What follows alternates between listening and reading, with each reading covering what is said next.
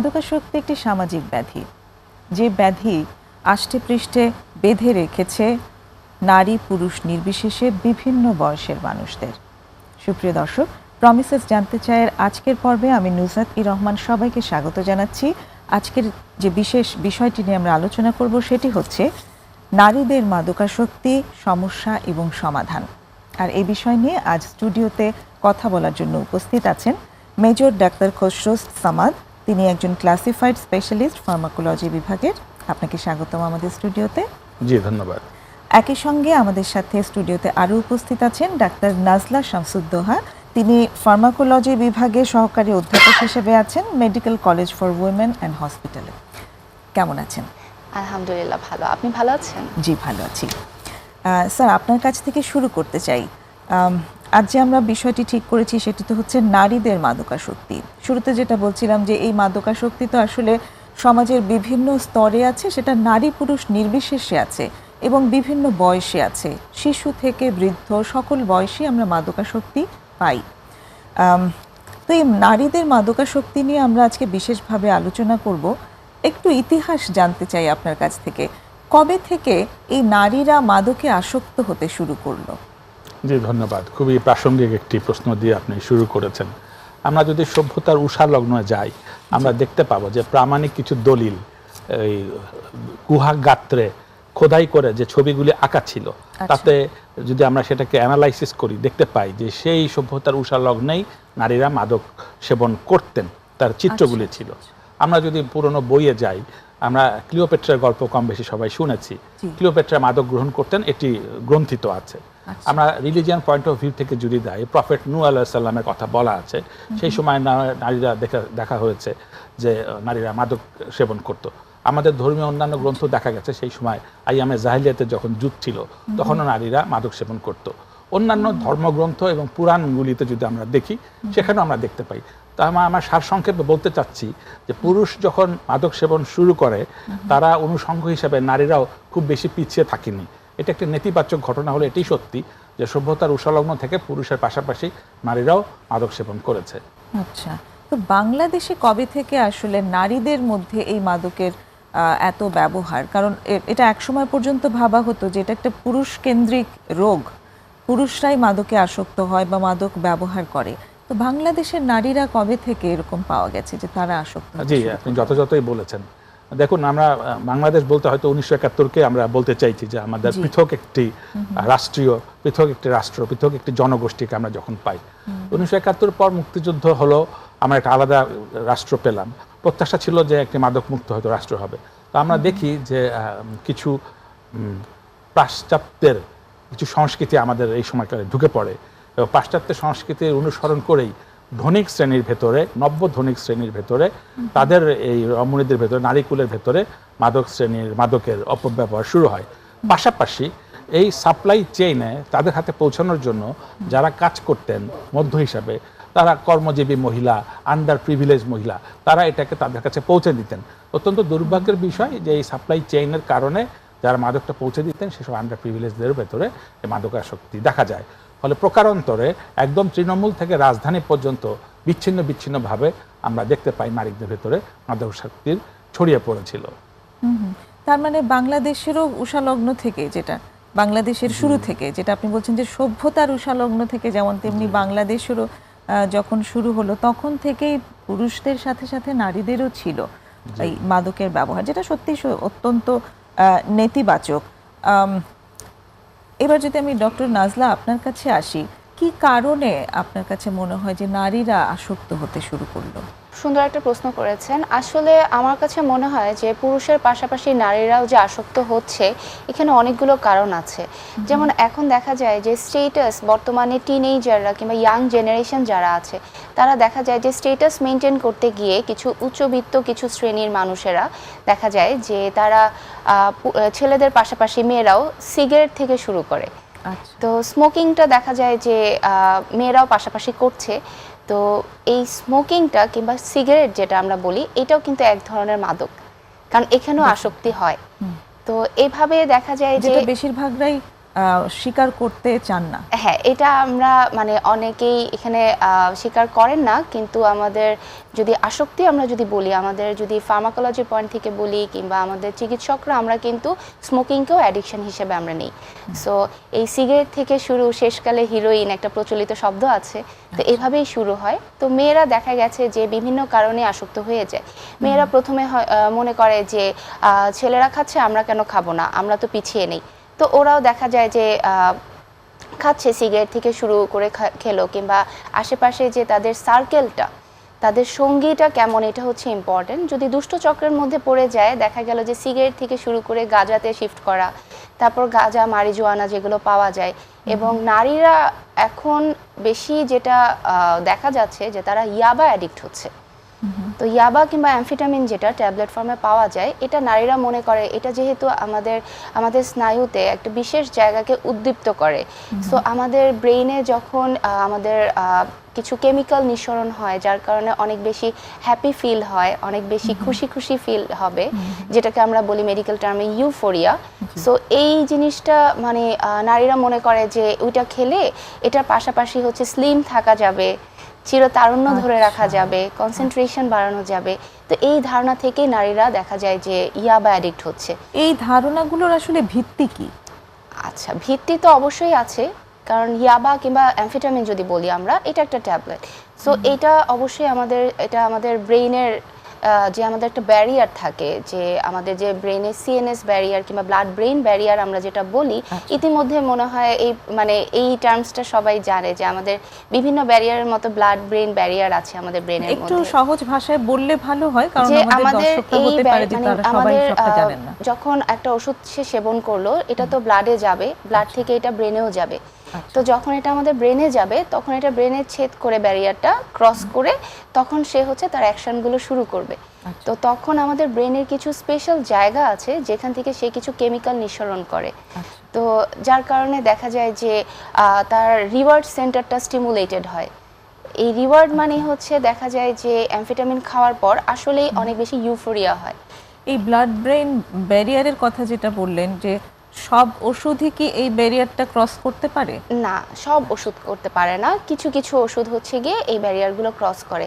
মূলত আমাদের এই যে অ্যালকোহল যদি বলি কিংবা ইয়াবা, অ্যামফেটামিন, এগুলো কিন্তু এই ব্যারিয়ারগুলো ক্রস করে ফেলে। তো দেখা যায় যে নারীরা হচ্ছে চিরতারুণ্য একটা প্রচলিত কথা, যে তারা মনে করে যে তারা অনেক ইয়াং, স্লিম, স্মার্ট থাকবে, তারপর কনসেন্ট্রেশন বেশি থাকবে, অনেক বেশি খুশি খুশি ফিল হবে।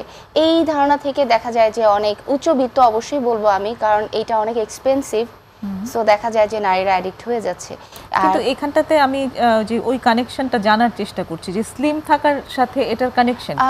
এটা হচ্ছে আসলে ওয়েট লস করে বলতে, এটা একদম শরীরের হাড়গুলো বের হয়ে যায়, ঠিক আছে? দেখা যায় যে চিকন হয়ে, দেখা যায় যে হাড়গুলো এক্সপোজড হয়ে যায়, যেটা মেয়েরা মনে করে যে বিউটি বোন দেখা যাচ্ছে তাদের। আচ্ছা, সো এই ধরনের চিন্তা ভাবনা কিংবা যেহেতু এটা ওষুধটা ইটসেলফই স্লিমিং এ কাজ করে, এটা স্লিমিং এর জন্য কখনোই এটা ইউজ হয় না, কিন্তু এটা পার্শ্ব প্রতিক্রিয়া হিসেবে হচ্ছে গিয়ে আমরা এটা পাই। কারণ আমরা জানি যে আমাদের দেশে কিংবা আমাদের দুনিয়াতে কোনো ওষুধই নাই পার্শ্ব প্রতিক্রিয়া ছাড়া। আচ্ছা, ওকে স্যার, কিছু অ্যাড করবেন এই জায়গাটাতে? আমরা অ্যাকচুয়ালি ছিলাম ওই প্রশ্নটিতে যে কি কারণে তারা অ্যাডিক্টেড হচ্ছে, কিন্তু আমরা চলে গেছি এখানটাতে যে কি কি এখন ব্যবহার হচ্ছে। জি, মৌলিক বিষয়টা আসলে হচ্ছে যে একটা বিরতিরও সময় হয়ে এসেছে স্যার, আমরা বিরতির পরই আপনার কাছে আবার আসছি। সুপ্রিয় দর্শক, একটা ছোট্ট বিরতি নিচ্ছি, আমাদের সঙ্গেই থাকুন।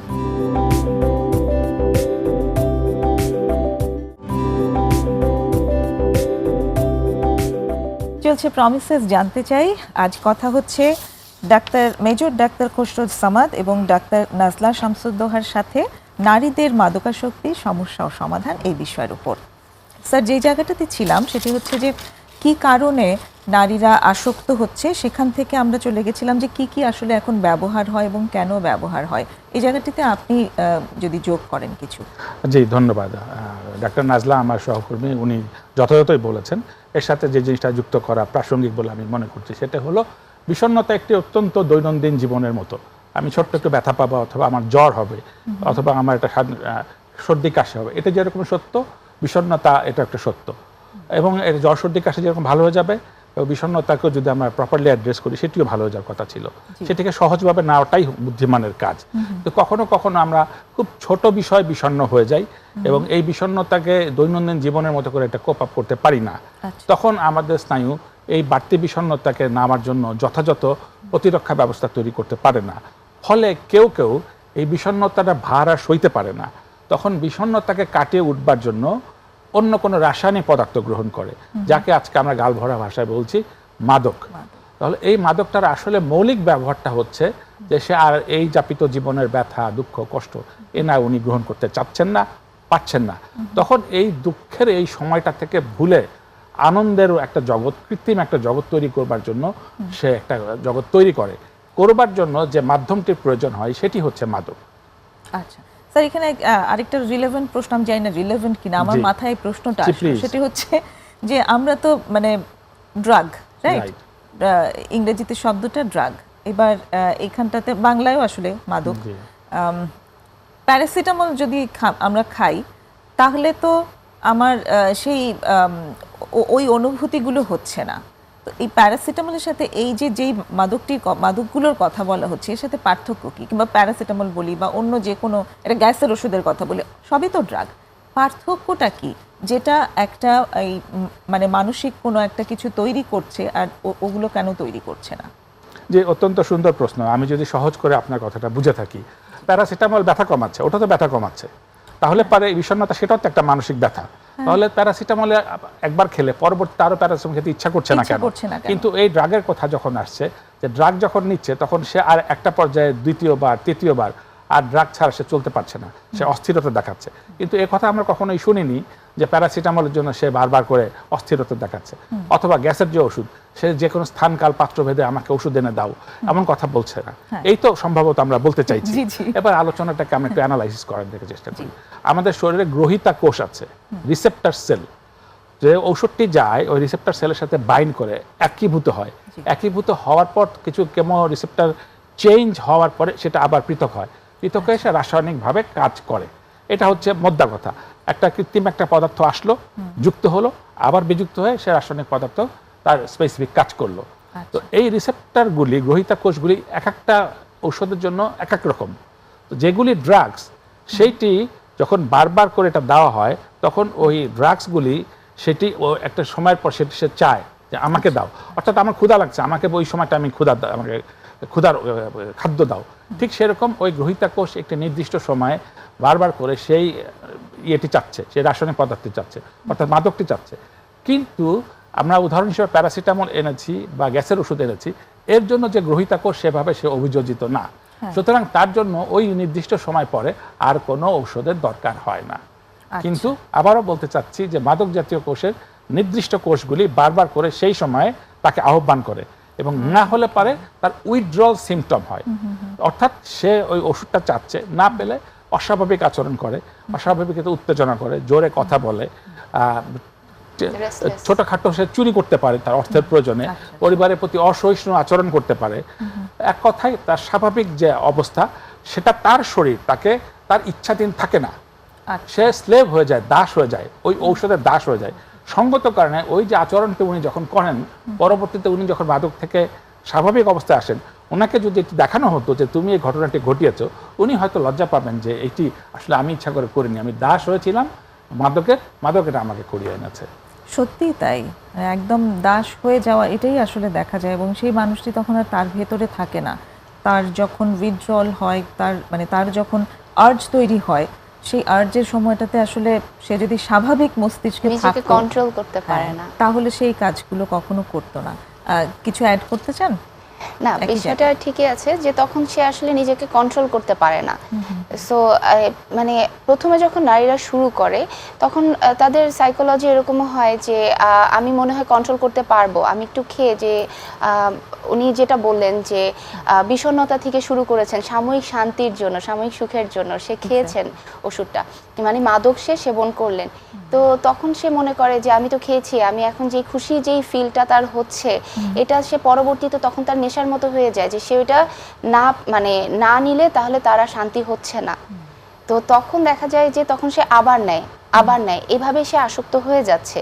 কিন্তু আমরা আসলে অ্যাবিউজার আসক্তটাকে আমরা একটু আলাদা করতে পারি। হ্যাঁ, সে একটু হচ্ছে এই যদি জিনিসটা বলেন। সে খাচ্ছে, সে জানে যে এই জিনিসটা তার জন্য ক্ষতি, যখন সে জেনেও সেটা সে আর কন্ট্রোল করতে পারছে না, তারপরও সে জানে এটা তার জন্য ক্ষতিকর, তারপরও সে ওটা সেবন করছে, সে নিজেকে কন্ট্রোল করতে পারছে না, তখন আমরা ওটাকে আসক্তি হিসাবে নিব। আচ্ছা, আর অ্যাবিউজ ভালো বলবো লাগা তো যতক্ষণ সে নিজেকে কন্ট্রোল করতে পারছে, সে এটা আসলে একটা জিনিস ওভার ড্রাগ ইউজ করলো, ওভার ইউজ হলো কিন্তু এবং আবার এটা নিজেই ক্ষতি বন্ধ করতে হচ্ছে, পারলো। এটা হচ্ছে অ্যাবিউজ হচ্ছে। কিন্তু অ্যাডিকশন আমরা বলবো যখন সে জানে তার জন্য ক্ষতি, তারপরও সে নিজেকে কন্ট্রোল করতে পারছে না, তখন আমরা ওটাকে অ্যাডিকশনে Addiction রূপান্তরিত করব। চমৎকার বলেছেন। একটু যদি আসি যে কি ধরনের প্রভাব পড়ে নারীদের উপর আসক্তির, মাদক আসক্তির? অবশ্যই অনেক প্রভাব পড়বে। এটা তো আসলে আসক্তি নারী পুরুষ সবার জন্যই, এটা দেশ জাতি সমাজ সবার জন্যই খুবই ভয়াবহ একটা প্রভাব নিয়ে আসে এবং এটা ধ্বংসের দিকে নিয়ে যায়। আসক্তিকে মানে মাদককে না বলুন, আসলে যে কোনো আসক্তিই খারাপ। আমাদের ভালো লাগা, ভালোবাসা, টান, এই বিষয়টা কিন্তু সব কিছুতেই আমাদের থাকে। সো এই জিনিসটা ততক্ষণই ভালো যতক্ষণ আমাদের এই টান এবং ভালোবাসা পর্যন্ত থাকে, কিন্তু যখন এটা এতটাই নেশার মধ্যে চলে যায় যেখান থেকে ফিরে আসা যায় না এবং যেটা ধ্বংসের জন্য আমাদের রেসপন্সিবল হয়, তখন আমরা ওটাকে হচ্ছে গিয়ে খারাপের দিকে নিয়ে যাচ্ছি, মানে আসক্তি বলছি। সো এই প্রভাবটা আসলে নারীদের ক্ষেত্রে আমি বলবো অবশ্যই নারীরা একটা পরিবারে অনেক বড় একটা ভূমিকা পালন করে। নারী একই সাথে সে একজন স্ত্রী, একই সাথে সে মেয়ে, আবার সে মা। সো তার পারিবারিক জীবনে তো অবশ্যই এটা খুবই খারাপ একটা ইম্প্যাক্ট আনে, কারণ দেখা যায় যে সে একজন নারী, সে হচ্ছে তার পারিবারিক কলহর সৃষ্টি হয় এই যদি মাদকাসক্ত হয়ে থাকে। তাছাড়া যদি একটা টিনেজ হয় অথবা যদি স্টুডেন্ট হয়ে থাকে, ইউনিভার্সিটির ছাত্রী যদি আমি বলি, অবশ্যই তার একাডেমিক লাইফে অনেক বেশি খারাপ একটা রেজাল্ট আসবে। সে ঠিক মতো ক্লাস করবে না, রাত জাগবে, কিংবা দেখা যাবে যে ফ্রেন্ডদের সাথে ঠিক একটা আগের মতো আর সম্পর্ক রাখছে না, তার একটা ফিক্সড একটা সার্কেল হয়ে যাচ্ছে যাদের কাছ থেকে সে সাপ্লাইটা পাচ্ছে। সো এই জন্য দেখা যায় যে তার আত্মীয় স্বজনের সাথেও তার ভালো সম্পর্ক থাকছে না, সে কারোর সাথে, কারণ সে আসলে কি মাদকের নেশাটা যখন সে পেয়ে যায়, যখন সে যদি মরফিন কিংবা প্যাথিডিন নেয়, সে যদি হচ্ছে গিয়ে একবার যদি তার সেই ফিলটা হয় যে খুশি খুশি ফিল, যেটা আমরা বলি হাই হয়ে যায় ইয়াবা খেলে, তারপর তার দুনিয়ার অন্যান্য আনন্দ তার কাছে মলিন হয়ে যায়, আনন্দ আর লাগে না। আমরা সাধারণত কি করি, ক্ষণিক সাময়িক আনন্দের জন্য কি করি, একটু মুভি দেখি, পরিবারের সবাই একসাথে গল্প করি, কোথাও ঘুরতে যাই, কিন্তু যে অ্যাডিক্ট তার কিন্তু এগুলো আর ভালো লাগবে না। সো এই জন্য তার একটা নেগেটিভ ইম্প্যাক্ট পড়ে। এছাড়া দেখা যায় যে সাংসারিক জীবনে তো অবশ্যই অনেক বেশি ইম্প্যাক্ট পড়বে, তখন তার পারিবারিক কলহ থেকে ডিভোর্সও হয়ে যায় দেখা যায়। আবার বাচ্চারা অনেক বেশি বিতাড়িত হয়, বাচ্চাদের সাথে সম্পর্কটা খারাপ হয়। সো নারীদের জন্য তো এটা শারীরিক প্রভাব পড়ে নারীদের উপর? অবশ্যই অনেক শারীরিক প্রভাব পড়বে, কারণ নারীরা তো মা হতে যায়। সো যখন সে প্রেগনেন্ট যদি হয়ে থাকে, অবশ্যই এটা বাচ্চার উপরে ইম্প্যাক্ট পড়বে। আমরা বলি কিছু, যেমন অ্যালকোহল, মদ্যপান, এটা আমরা প্রেগনেন্সিতে আমরা বলি পুরোপুরি এটা নেওয়া যাবে না, কারণ হচ্ছে দেখা যায় এটার কিছু মানে বাচ্চা যে আমাদের ফিটাস যেটা, এটার উপর একটা কনজেনিটাল আমাদের বলে যে এটা জন্মগতভাবে ত্রুটি হয় বাচ্চার। সো বাচ্চার অনেক ক্ষতি হয়ে থাকে, তো এটা মায়ের শরীরের পাশাপাশি বাচ্চারও শরীরের ক্ষতি হয়ে থাকবে। সো এটা তো এই জন্য আমরা পুরোপুরি নিষেধ করে থাকি। তাছাড়া দেখা যায় যে লং টার্ম যদি মাদকাসক্ত হয়ে থাকে, তার বিভিন্ন অর্গান ড্যামেজ হবে, বিভিন্ন অর্গান ড্যামেজ থেকে তার মৃত্যুও হতে পারে। অর্গান ড্যামেজের মধ্যে আমরা লিভার বলি, কিডনি বলি। সো এই জিনিসগুলো হচ্ছে গিয়ে দেখা যায় যে ড্যামেজের জন্য রেসপন্সিবল। কেউ যদি হচ্ছে প্রতিনিয়ত যদি অ্যালকোহল খেয়ে থাকে, মদ্যপান করে থাকে, তখন দেখা যায় যে তার লিভার ড্যামেজ হয়ে যাচ্ছে, খুব অল্প বয়সে মারা যাচ্ছে, কিংবা লিভার সিরোসিস একদম লাস্ট স্টেজ আমরা যেটা বলি, যেখান থেকে ফেরত আসা যায় না, সেটাও কিন্তু অ্যালকোহলের কারণে হতে পারে। এছাড়া আমাদের অন্যান্য বিভিন্ন অর্গান আছে, সেগুলো তো হচ্ছে গিয়ে অনেক বেশি ক্ষতি করে থাকে। ওকে, আমরা একটা ছোট বিরতি নিয়ে আবার এখান থেকে শুরু করছি। দর্শক আমাদের সাথেই থাকুন, আরেকটা ছোট বিরতিতে যাচ্ছি।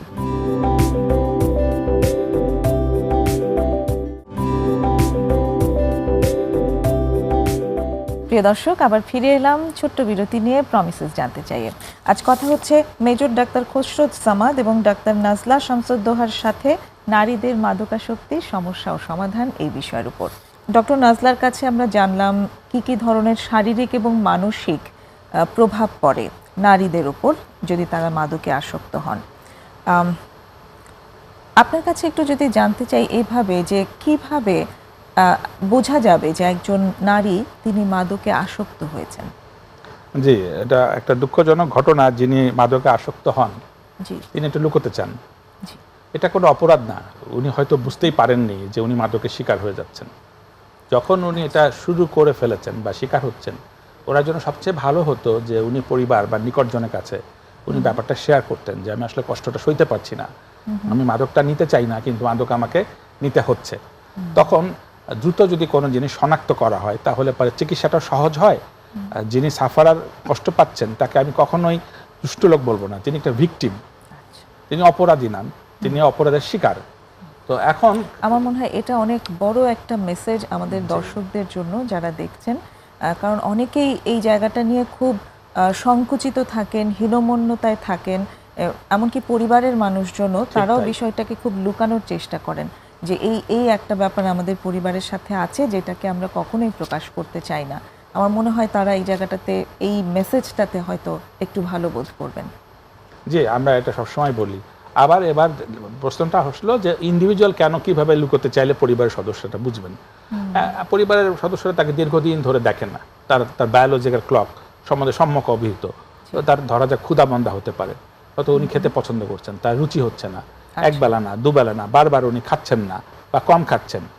দুই হচ্ছে যখন উনি ঘুমানোর কথা ওই সময় উনি ঘুমাচ্ছেন না, যে সময় জেগে থাকার কথা সেই সময় উনি জেগে থাকছেন, ঘুমানোর সময় জেগে থাকছেন, ঘুমানোর সময় উল্টো বায়োলজিক্যাল ক্লকটা তার একদমই পরিবর্তিত হয়ে যাচ্ছে। বাইরের অ্যাপিয়ারেন্স, উনি হয়তো সবসময় একটা ফিটফাট থাকতেন, খুব সহজিয়া ভাষা আমি বলছি, উনি তার ভিতরে উদাসীনতা দেখা গেল। তিনি টাইম সবসময় লক্ষ্য করে চলতেন, সেটা সময় উনি রাখতে পারছেন না। চোখ, আমরা আপাতভাবে সবাই জানি চোখ লাল থাকছে। আর যেটি হচ্ছে আচরণগত ত্রুটি, এটা খুবই দৃশ্যমান।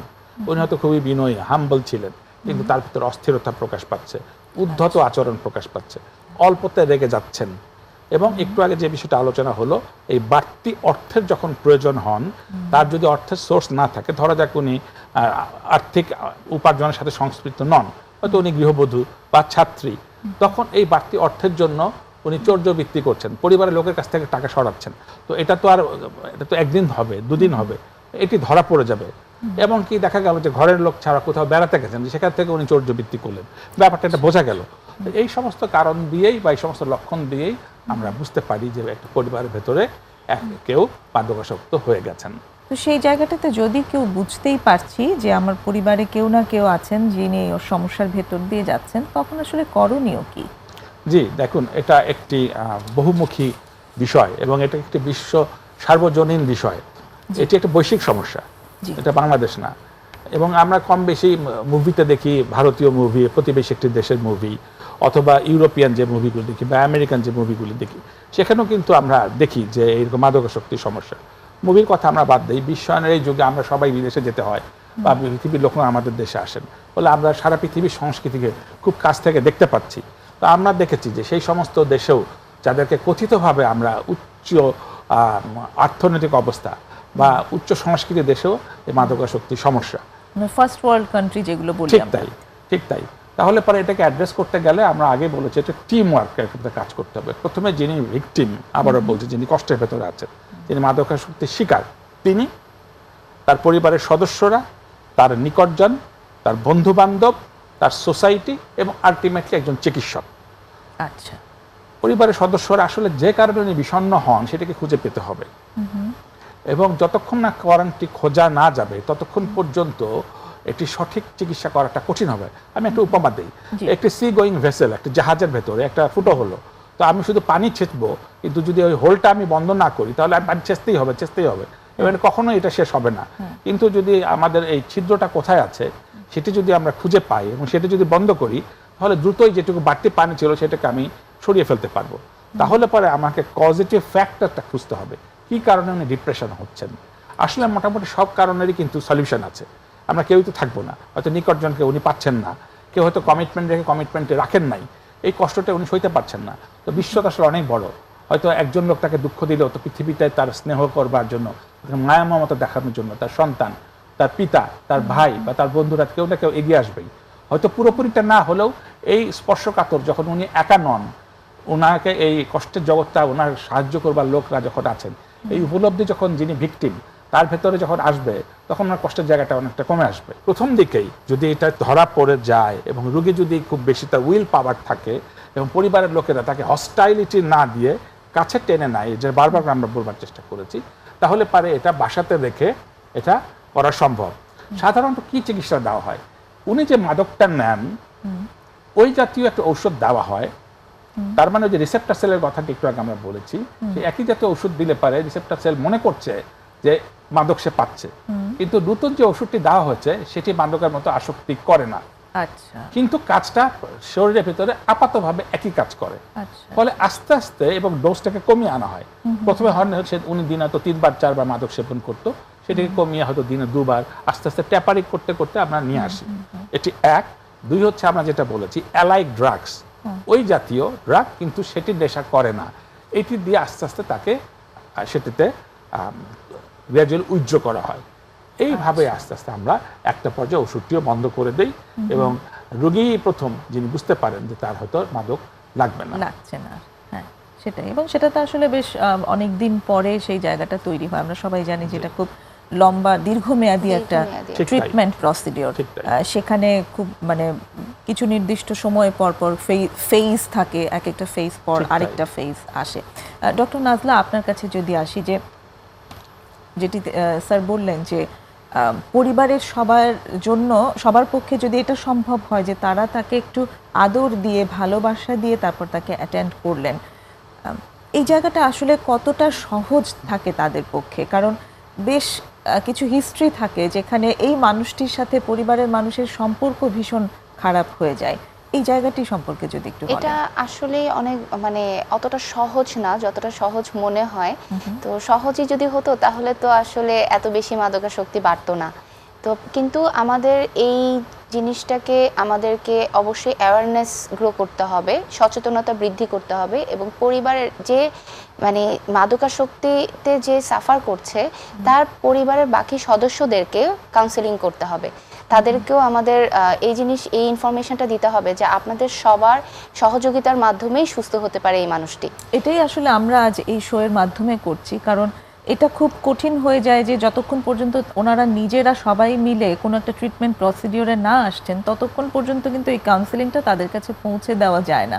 তো সেই অ্যাওয়ারনেসটার জন্যই আসলে আমাদের এই প্ল্যাটফর্ম। এবং একজন অ্যাডিক্ট হলো, তারপর তাকে ডাক্তারের কাছে নিয়ে গেল এবং দেখা গেল যে হসপিটালে সে ভর্তিও আছে, 1 মাস থাকলো কিংবা কয়েক মাস সে ট্রিটমেন্ট পেলো, যখন তার অবস্থা ইমপ্রুভ হলো তাকে হয়তোবা বাসায় নিয়ে আসা হয়েছে, কিন্তু দেখা গেল তাকে যে ওষুধগুলো প্রেসক্রাইব করা হয়েছে যে নিয়মিত খেতে হবে, কিছুদিন পর যখন হচ্ছে মনে করে যে হ্যাঁ আমি মনে হয় সুস্থ হয়ে গেছি, আমার আর খাওয়া লাগবে না, কিংবা এর পরবর্তী যে ফলো আপটা দিতে হবে এই ফলো আপে দেখা যাচ্ছে যে অনেকে যাচ্ছে না।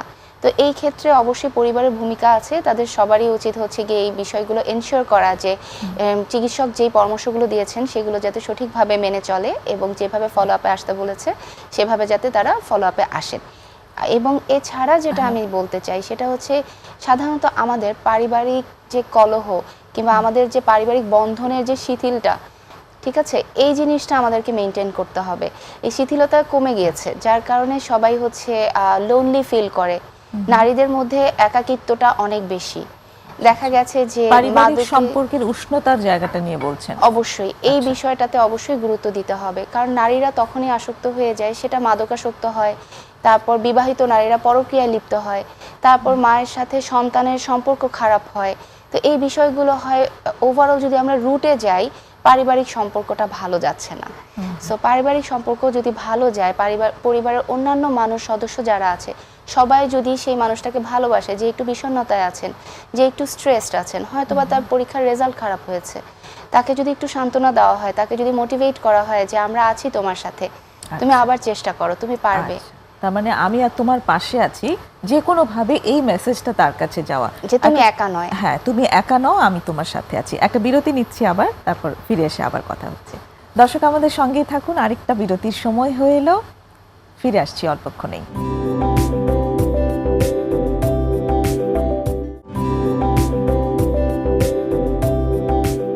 প্রমিসেস জানতে চাই আছেন আপনারা, বিরতির পরে আবারও ফিরে এলাম। কথা হচ্ছে নারীদের মাদকাসক্তি সমস্যা ও সমাধান বিষয়ে মেজর ডাক্তার খসরু সামাদ এবং ডাক্তার নাজলা শামসুদ্দোহার সাথে। ডক্টর নাজলা, আমরা যেহেতু আজকে নারীদের মাদকাসক্তি নিয়ে কথা বলছি, এখানটাতে একটু যদি আপনার কাছ থেকে আমরা জানতে পারি যে কোনো ফিমেল ডিজিজ কি এই মাদকাসক্তির সাথে জড়িত আছে কিনা, স্ত্রী রোগ যেগুলোকে বলা হয়। জি, ধন্যবাদ আপনাকে, খুব সুন্দর চমৎকার একটা প্রশ্ন করেছেন আপনি। তো অবশ্যই স্ত্রী রোগের সাথে সম্পর্ক আছে, কারণ ওভারঅল যদি মাদকাসক্ত হয় নারীরা, তার ওভারঅল আমাদের যে ইমিউনিটি আমরা বলি, রোগ প্রতিরোধ ক্ষমতা, সেটা কমে যায়। তো যখন একটা মানুষের রোগ প্রতিরোধ ক্ষমতা কমে যাবে, তখন সে কিন্তু যে কোনো ইনফেকশন হওয়ার চান্স থাকে। তো দেখা যায় যে বিভিন্ন রোগ, যেমন নারীদের দেখা যায় যে ইউরিনারি ট্র্যাক্ট ইনফেকশন হয়, পেশাবের রাস্তা জ্বালা পোড়া এবং ইনফেকশন হতে পারে, তার জরায়ুতে ইনফেকশন হওয়ার প্রবণতা বাড়ে। এছাড়া নারীদের প্রসবের কমপ্লিকেসি ডেভেলপ করতে পারে, তারপর সন্তান হওয়ার পর সন্তানের ক্ষতি হতে পারে, এবং সেই সাথে নারীর অন্যান্য যে আমাদের অর্গানসগুলো আছে সেগুলো ধারণ ক্ষমতাটা কমে যাচ্ছে, কারণ তার ইনফেকশন হওয়ার চান্স থাকে। পুরুষ দেহ এবং নারী দেহ দুই ধরনের দেহের মধ্যে কি মাদকের কোনো ভিন্ন প্রভাব আছে? মাদকের প্রভাবের মধ্যে কোনো ভিন্নতা আছে? মোটামুটি তো পুরুষ এবং নারী দুজনেরই সেম প্রভাবই হয়, এটা অবশ্যই তাদের জন্য ক্ষতিকর প্রভাবে নিয়ে আসে। কিন্তু জরায়ু যেমন পুরুষের তো আর জরায়ু নেই, আমরা জানি নারীর হচ্ছে জরায়ু আছে, সো সেই জরায়ুতে রিপিটেড ইনফেকশন হয়ে থাকে নারীদের ক্ষেত্রে। ডক্টর খসরু, আপনি এখানে যদি কিছু অ্যাড করতে চান। জি, উনি যথাযথই বলেছেন। যেটি হলো যে আপাতভাবে দুটি মানুষেরই তো দুটি দেহ, পুরুষ এবং ঈশ্বরভাবে বানিয়েছেন, কিন্তু নারীরা কতগুলি ফিজিওলজিক্যাল চেঞ্জের ভেতর দিয়ে যায়। তাদের খুবই প্রকৃতির স্বাভাবিক নিয়ম অনুযায়ী তাদের মাসিক হয়, তারা সন্তান ধারণ করেন, তারা স্তন্য দান করেন। তাহলে এই প্রক্রিয়ার ভেতরে স্ত্রী অঙ্গগুলি স্পেসিফিক্যালি ডেজিগনেটেড। তাহলে উনি যেটা বলতে চাচ্ছেন যে মূত্র, এই নিঃসরণের যে বিষয়টি, সেটি মূত্র অঙ্গ পুরুষের থেকে গঠনটা সম্পূর্ণ আলাদা হওয়ার কারণে এটি স্ত্রীর বারবার হওয়ার এমনিতে আশঙ্কা থাকে। কিন্তু যখন এই মাদকাসক্তিতে উনি পড়ে যান, তখন এই ইনফেকশন হওয়ার রিস্ক অনেক গুণ বৃদ্ধি পায়। এবং ফিমেল অর্গান যেটা সন্তান ধারণ, জরায়ুতে ইনফেকশনের কথাটা উনি বারবার করে এনেছেন। সার্ভিক্স তার একটা অংশ আছে, সেখানে তার এটা বারবার হতে পারে। এবং উনি যেটা বলেছেন যে সন্তান ধারণ করবার যেটি স্বাভাবিক ভাবে এটি অভিযোজিত, তার ধারণ ক্ষমতা কমে যেতে পারে, এমনকি বন্ধ হয়ে যেতে পারে, বন্ধাত্ম হতে পারে। এমনকি ক্যান্সার হবার ঝুঁকি মাদকাসক্তদের, অর্থাৎ স্ত্রী অঙ্গে বা জরায়ুতে বা সামগ্রিকভাবে স্ত্রী অঙ্গে, এমনকি স্তন্যে, যেটাতে অভিযোজিত হয় শিশুর জন্য, সেখানেও ক্যান্সার হওয়ার আশঙ্কাও অনেক বেশি থাকে মাদকাসক্তদের। এবার যদি আমরা একটু প্রতিরোধের দিকে আসি, যে এই নারীদের মাদকাসক্তি থেকে প্রতিরোধের কি উপায় আসলে আমাদের ফলো করা উচিত? এই সময়কালে ব্যাপকভাবে মিডিয়া, স্মার্টফোন এগুলির ব্যবহার আছে। এটা এই পর্যায়ে গেছে যে আমরা একটা শিক্ষাদান পদ্ধতির সাথে, শিশুদের শিক্ষাদান পদ্ধতির সাথেও এটা সম্পৃক্ত করে ফেলেছি। সুতরাং আমি যদি বলি এই ক্যামেরাতে যে কালকে থেকে স্মার্টফোন ব্যবহার করো না, এটা খুবই অপরিণত এবং যুগোপযোগী তথ্য হবে না। কিন্তু এই প্রযুক্তির ব্যবহারটা তো মানুষের উন্নতির জন্য, মনোজগৎ, শারীরিক সবকিছু মিলিয়ে। তাহলে এর ব্যবহারটা যেন রেশনাল হয়, যৌক্তিক হয়, সেটি করতে হবে। ধর্মীয় অনুশাসন, আমরা যে ধর্মীয়, এটি অত্যন্ত, কোথাও মাদকাসক্তির কোনো স্পেস, কোনো ধর্মেই এটিকে উৎসাহিত করা হয়নি মাদকাসক্তিকে। 3 হচ্ছে সামাজিক, আমরা যদি বলি সেটি আমরা উচ্চবিত্ত বলি অথবা মধ্যবিত্ত বলি, কোনো পিতা বা কোনো মাতা কি চান যে আমি উচ্চবিত্ত, সেই জন্য আমার স্ট্যাটাস সিম্বল হয়ে আমার সন্তানটি মাদক গ্রহণ করুক? উত্তর সম্পূর্ণভাবে না আসবে। আবার যে বিশ্বের কথা বলছেন, প্রথম বিশ্ব, সেই দেশের রাষ্ট্রপ্রধান কি বলবেন যে আমার নাগরিকরা সবাই মাদক স্মার্ট হোক, মাদক সেবন করুক?